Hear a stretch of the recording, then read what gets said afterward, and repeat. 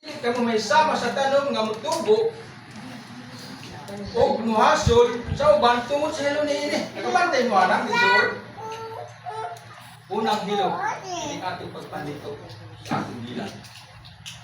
Kung dili ta magmadgon, lagbig maigsuon ang atong pagpangalagad sa Dios. Mo na usa ka babag sa atong mga igsuon. Usay giingon diha, Santiago 3:8. Atong basahon mga igsoon. Sa Santiago 3:8 mga igsoon, makita nato diha kung unsa ang gisulti ni Apostol Pablo sa bersikulo 8. Matod pa niya, apan walay makamanso sa dila, dautan kini og dili kapugngan og puno sa hilo nga makamatay. Sa gani, atong dila puno sa hilo nga makamatay.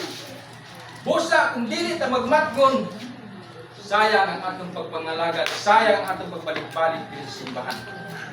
Ang pagpanulti nato mga igsuon, kung di ta magmatngon, mo na usa kababag sa atong mga kaigsuonan, inay nga muduol ka nato, magpalayo noon mga igsuon. Ngano man, huwag natin mabantay ang atong pagpanulti nga, nakapasakit ato sa igsuon. Nagkinahanglan nga magmatngon ta sa atong pagkinabuhi. Magmatngon ta nga dili ta mobiya sa grasya sa Dios. Igsuon.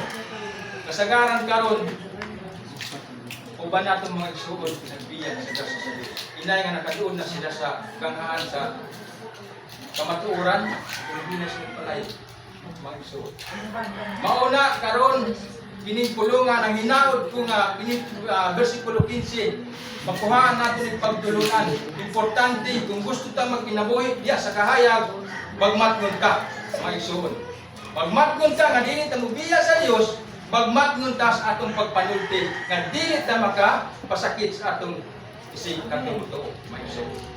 Kaya kung dili ta magbantay sa atong pagpanulti, muna hinungdan nga giingon ni Apostol Pablo, ang dili mamanso, puno kinig hilo. So, kung dili ta magbantay, puno kinig hilo atong dila, bisag usa lang dito. Bisag makapasakit sa atong igsoon, makapasakit sa atong silingan apan sa giingon diha sa Mateo 12 versikulo 4 sa inyong buwan sa pagmunyag niya. Mga bitin, kung unsa ang napuno sa inyong kasing-kasing, mausap ang mula sa inyong bangsa. Kung ang atong bantayan may igsoon, nga basin unya, inay nga ang atong mga igsoon, muduol ka nato, mupalayo noon mga igsoon, tungkol tiwang ta makamatngon nga, atong kagawian, so kuhain na dito sa ilang pagtanaw natin igsoon. Padayon ka mga igsoon, din sa atong kiskutan mga igsoon. Mato pa din sa ubos, ayaw kamo pag kinabuhi sama sa walay alamag kundi sama sa alamog. Kinibitang walay alamag nga pulong mga igsoon. Doon ay mga pulong nga akong na sinatian nga moingon pagkawalay alamag nimo, imbis kay nakabalog ka nga dili angay buhaton, imo magigibuhat.